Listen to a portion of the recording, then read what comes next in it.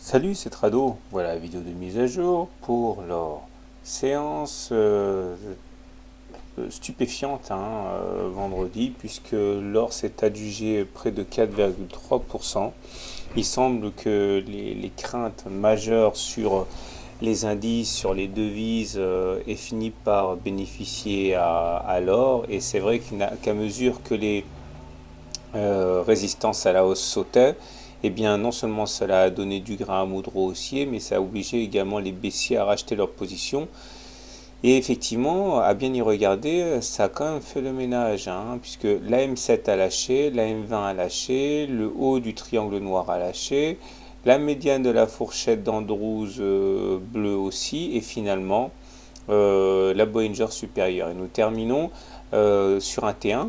Là, je l'ai signalé, T1, c'est-à-dire qu'on a une clôture au-dessus de la Bollinger supérieure, et ma foi dans de très bonnes conditions, puisque la Bollinger supérieure et la Bollinger inférieure divergent, c'est-à-dire un petit peu comme ce qui s'est passé ici, le 8 mai, mais en sens inverse.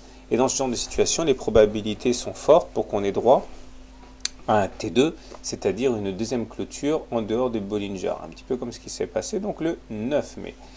Donc les résistances maintenant sont clairement identifiables. On a le haut de la fourchette d'Andrews bleu ici qui pourrait bloquer les cours sur les 1654, mais avant il y aurait le 76,3% de retracement de Fibonacci sur les 1640 à peu près à la louche, correspondant à 75% du retracement de la baisse qu'il y a eu entre les plus hauts du 1er mai et les plus bas du 16 mai. Voilà, donc les indicateurs techniques également se retournent favorablement puisque le stochastique repasse au-dessus de son signal. Dans un contexte où le MACD se rapproche de la ligne des zéros, bon il est toujours négatif cela dit, mais au moins il est au-dessus de son signal.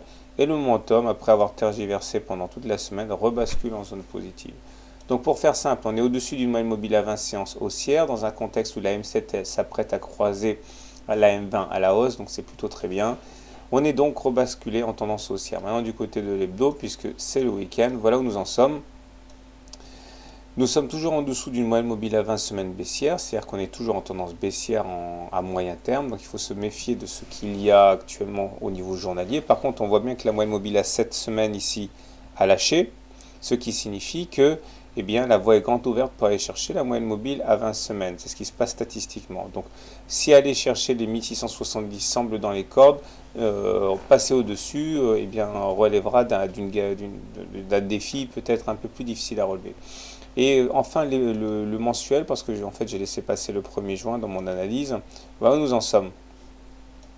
Nous sommes toujours au-dessus de... Enfin là, nous avons entamé juin en nous positionnant au-dessus de la moyenne mobile à 20 mois. Il semble que nous ayons un remake de ce qui s'est passé en octobre. C'est-à-dire que en octobre, c'était la première fois depuis des années qu'on clôturait en dessous de la moyenne mobile à 20 mois. Ce qui n'était pas arrivé effectivement, regardez, depuis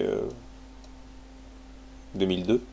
Et cet excès baissier a été corrigé dès le mois d'après avec une clôture au-dessus de la moyenne mobile à 20 mois, puisque cette moyenne mobile est un petit peu la garantie de la tendance haussière à long terme. Et il semble que nous soyons en train d'assister à la même chose ce mois-ci. N'oublions pas quand même la petite résistance là qui devrait être intéressante à suivre. Voilà, bonne soirée, bon trade et à demain.